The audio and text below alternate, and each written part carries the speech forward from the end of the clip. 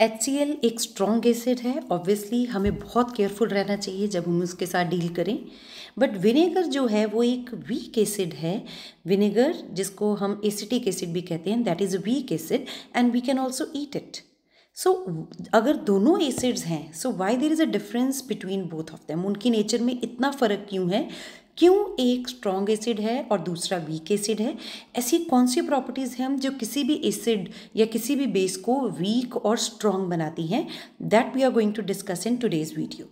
So the topic is strong acid, strong base, weak acid, weak base, class 10 CBSE. Stay tuned till the last of the video. In the last of the video, I will share with you the previous year questions related to the same topic. Also, we will discuss about dissociation of ions in acids and bases. Now, this is HCl, hydrochloric acid. अभी मैंने आपको बताया बहुत strong acid है। We should be very careful जब भी हम इसके रिलेटेड कोई भी एक्सपेरिमेंट करें या केमिस्ट्री लैब में इसके साथ डील करें। बट दूसरी साइड पे हमारे पास विनेगर जिसका फॉर्मूला है CH3COOH। अब ये जो विनेगर है दैट इज वीक एसिड, मतलब इतना वीक है कि हम इसको खा भी सकते हैं, इसको कुकिंग में भी यूज कर सकते हैं। So what is the difference between the two? यहां भी मैं लिख देती हूं hydrochloric acid. So what is the difference between these two? What makes them a strong or weak acid? That's exactly we are going to study and we are going to talk about in this video. See, हमने पहले बेटा पढ़ा हुआ है कि जो acids हैं वो ऐसे कंपाउंड्स होते हैं जिनको हम मिक्स करें in aqua solution, they increase the concentration of H positive ions. Got it? मतलब जब मैं एक मॉलिक्यूल ऑफ HCl वाटर में मिक्स करूं तो it will dissociate into its ions. कौन से आयंस? H positive ions and Cl negative ions, मतलब hydrogen ions and chloride ions. ठीक है बेटा? अब इससे क्या होगा? It will increase the concentration of H positive ions, that's why it is an acid. जो HCl है वो एक स्ट्रॉन्ग एसिड है, मतलब जब HCl एक्वा सॉल्यूशन में होगा so it will undergo complete dissociation. This is very important that any strong acid, अभी तो हम बात कर रहे हैं HCl की, so any strong acid in aqueous solution, it will undergo complete dissociation. This means if I take, let's suppose 10 molecules of HCl, अगर मैं लेती हूं 10 molecules of HCl, तो what will happen? There will be complete breakdown or it will completely dissociate into its ions. What will I get? I will get 10 H positive ions and 10 chloride ions. मतलब अगर मैंने 10 molecule लिए हैं HCl के तो dissociation पे मुझे मिले 10 H पॉजिटिव और 10 Cl negative ions. That means जो strong acid है it completely dissociate in its aqueous solution into its ions. Means I have no longer left any HCl molecule with me. There will be no HCl molecule left in the solution. There will be no HCl molecule present in the solution. We will only get ions in the solution. इतनी बात समझ आई बेटे? अब यही अगर दूसरी जगह मैं लूं कोई वीक एसिड जैसे vinegar. Now what is the formula of vinegar? CH3COOH, also known as acetic acid. Now this is also an acid, मतलब इसको जब मैं एक्वा सॉल्यूशन में डालूंगी then this will also dissociate to give H positive ions. कैसे? CH3COOH in its aqueous solution it will also dissociate और ये भी हमें क्या देगा? H पॉजिटिव आयंस और साथ में CH3COO नेगेटिव आयंस जिनको हम कहते हैं एसीटेट आयंस। डिसोसिएशन तो यहाँ भी हुई. There is vinegar, we got H positive ions and acetate ions. But there is a problem. ये जो acetate ion है, this one, it is not very stable in its ionic form. मतलब it doesn't want to stay as an ion. What will it do? It will combine with H positive ion. What will happen when it will combine with H positive ion? It will form an acid. समझे बात को? This acetate ion is not stable. It will combine with H positive ion and it will want to exist as acid. This means if you take 10 molecules of acetic acid, that is CH3COH, 10 molecules of acetic acid. Now, not all of them are going to dissociate into H positive ions. Even बहुत देर के बाद भी you will find lot of acid still existing, acid molecules still existing in the solution. So maybe 8 molecules are in the solution and only 2 molecules dissociated to give us H positive and acetate ions. कैसे? मतलब अगर हमारे पास 10 molecules हैं acetic acid के, तो इसमें 8 molecules अभी भी एसिड के फॉर्म में एग्जिस्ट कर रहे हैं. मेरे पास जो आयंस बने हैं वो सिर्फ और सिर्फ 2 H पॉजिटिव और 2 एसिटेट आयंस. अब ऐसी डिसोसिएशन को जिसमें कंप्लीट डिसोसिएशन नहीं हुई है, मेरे पास 10 थे बट 10 में से 8 वैसे के वैसे ही हैं, सिर्फ 2 की डिसोसिएशन हुई है, सिर्फ 2 ही ब्रेक डाउन हुए हैं अपने आयंस में. This is known as partial dissociation. Partial means incomplete dissociation. So this means कि rest of the molecules would have dissociated but their ions, वो जो उनके आयंस हैं जो अनस्टेबल हैं, they combined back with H positive ions to give us acid molecule.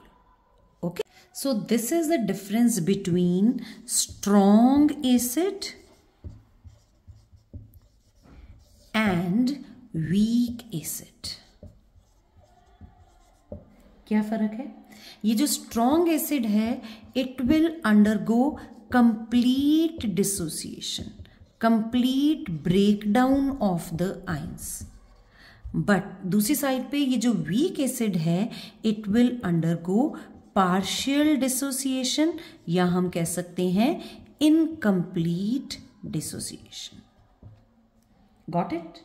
Meaning all the molecules of acid in this case, strong acid के case में, will dissociate to give us ions, to give us H positive ions, and no molecule of acid will remain back in the solution. But weak acids में क्या होगा? There will be partial dissociation. मतलब all molecules, in fact only few molecules of acid will dissociate to give H positive ions. Only few. Got it? And these negative ions which are formed in it, जैसे अभी हमने बात की थी acetate ions, जो negative ions बने थे, they being unstable, what will they do? They will combine with these H positive ions to give us back this weak acid. Okay, now means that if I take equal amount of strong acid and equal amount of weak acid, so I will get lot more H positive ions in case of strong acid.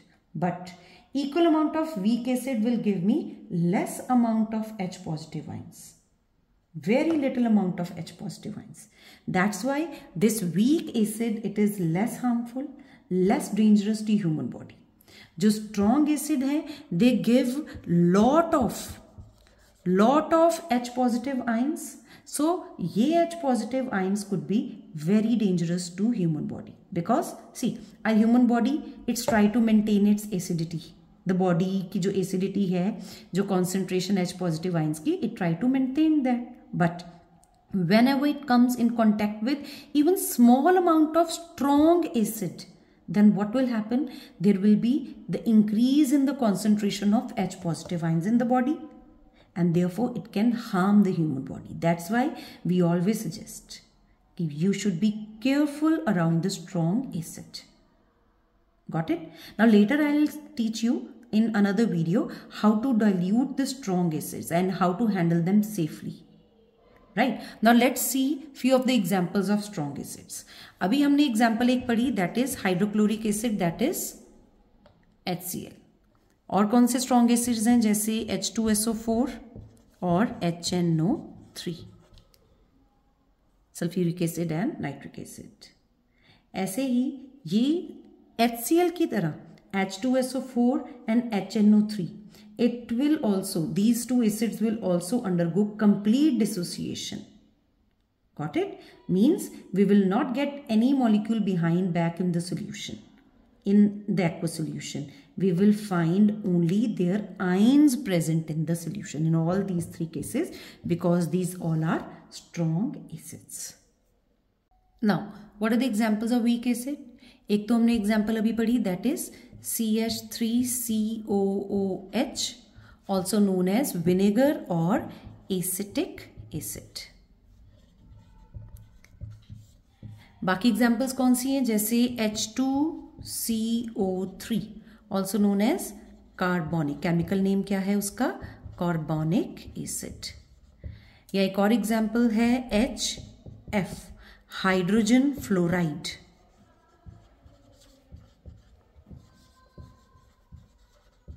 That is also weak acid.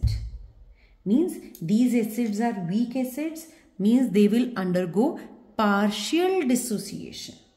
Means even if they dissociate, most of them will be left behind as acid, and we will get very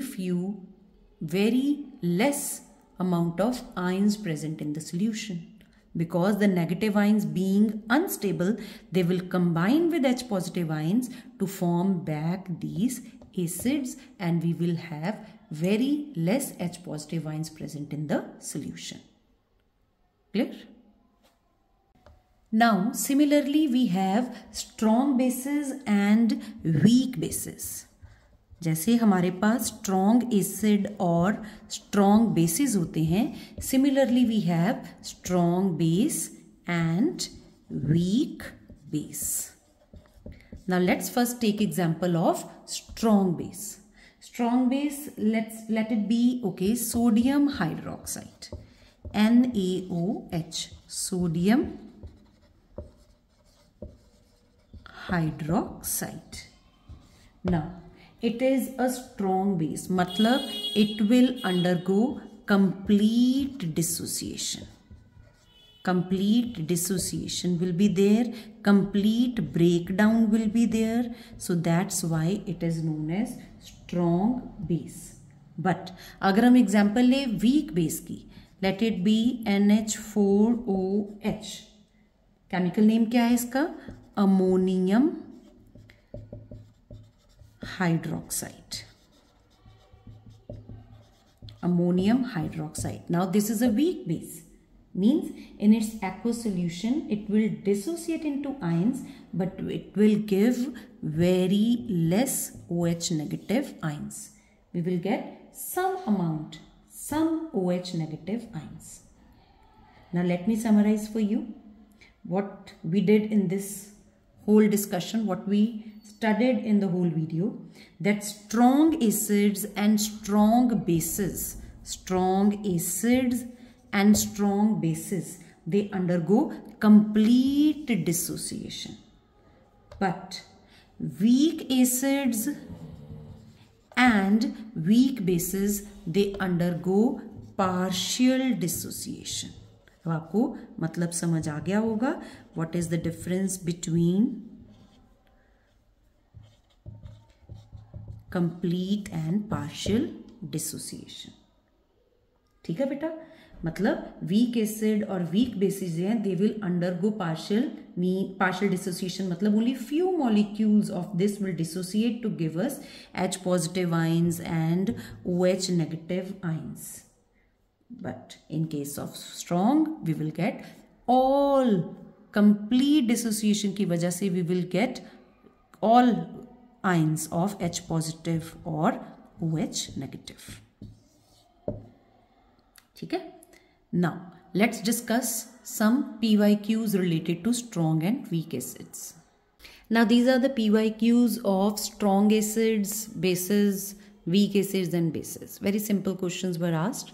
Out of HCl and CH3COH, that is hydrochloric acid and acetic acid, which is weak acid, explain why. तो आप यहाँ पे बहुत easily अपना answer दे सकते हो जो भी हमने डिस्कस किया कि weak acids CH3COH it undergoes partial dissociation, उसमें आप एक्सप्लेन कीजिए कि जो नेगेटिव आयन है वो अनस्टेबल है and it combines with H positive ions to give back the acid, so that's why very few ions are there in the solution, that's why it is weak acid. बाकी questions आए थे जैसे define strong acids या strong bases या weak acid, weak bases and give their examples. So अगर आपको आज का टॉपिक समझ आ गया, I guess you will be able to answer all these questions.